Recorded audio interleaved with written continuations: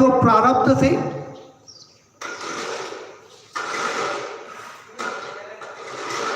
दूसरों को दुख देने पर उनका जिनको दुख दिया गया है तो वह वही नुकसान होता है जो प्रारब्ध से होने वाला है। परंतु जो दुख देते हैं वे नया पाप करते हैं।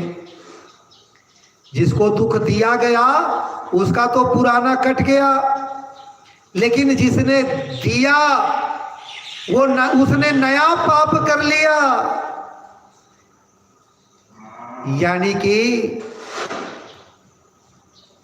वो नया पाप जो किया उसका फल उसको नरक भोगना पड़ता है।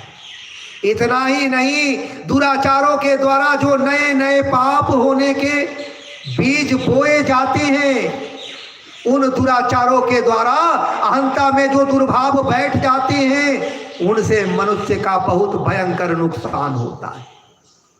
जैसे चोरी रूप कर्म करने से पहले मनुष्य स्वयं चोर बनता है, क्योंकि वह चोर बनकर ही चोरी करेगा और चोरी करने से अपने में यानी कि अपने भीतर में अहंता में चोर का भाव दृढ़ हो जाएगा। इस प्रकार चोरी के संस्कार उनकी अहंता में बैठ जाते हैं। ये संस्कार मनुष्य का भारी पतन करते हैं,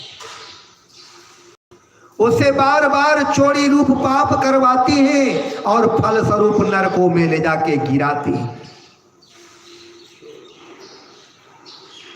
इसलिए जब तक वह मनुष्य अपना कल्याण नहीं कर लेता, जब तक वह अपनी अहंता में बैठाए हुए दुर्भावों को नहीं मिटाता, तब तक वे दुर्भाव जन्म जन्मांतर तक दुराचारों को बल देते रहेंगे,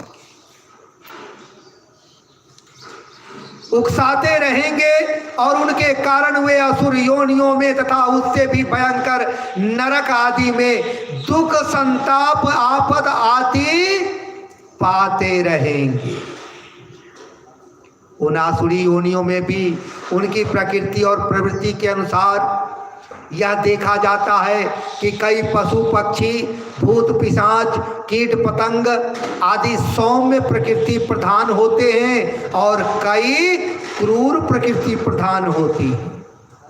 इस तरह उनकी प्रकृति में भेद उनकी अपनी बनाई हुई शुद्ध या अशुद्ध अहंता के कारण ही होती है।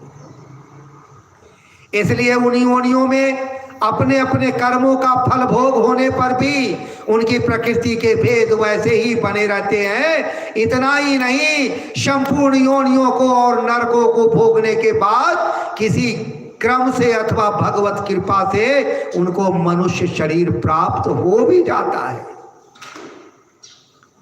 तो भी उनकी अहंता में बैठे हुए काम क्रोध आदि दुर्भाव पहले जैसे ही रहती है। इसी प्रकार जो स्वर्ग प्राप्ति की कामना से यहाँ शुभ कर्म करते हैं कि हमको स्वर्ग मिल जाए, बहुत सारे लोग स्वर्ग प्राप्ति की कामना से कर्म करते हैं कि मैं स्वर्ग को प्राप्त होऊंगा, सुख भोग करूंगा, स्वर्ग का सुख भोगूंगा। आहा, वह और मरने के बाद उन कर्मों के अनुसार स्वर्ग में जाते भी हैं। वहां उनके कर्मों का फल भोग तो हो जाता है, पर उनके स्वभाव का परिवर्तन नहीं होता, उनकी अहंता में परिवर्तन नहीं आता। स्वभाव को बदलने का, शुद्ध बनाने का मौका अगर कहीं मिलता है तो इस मनुष्य शरीर में मिलता है, इस मानव शरीर में मिलता है। आज यही रुकते हैं, कल पुनः उपस्थित होंगे यही श्री गौ गीता महायज्ञ लेकर के। हमारा उद्देश्य स्पष्ट है, विश्व में सर्वत्र सनातन धर्म की स्थापना हो, विश्व में सर्वत्र राम राज्य हो और भारत अखंड हो। इस बात का आप समर्थन करते हैं तो हमारे वीडियो को लाइक और शेयर जरूर करें। धन्यवाद। ओम जय श्री राम, ओम जय गौ माता।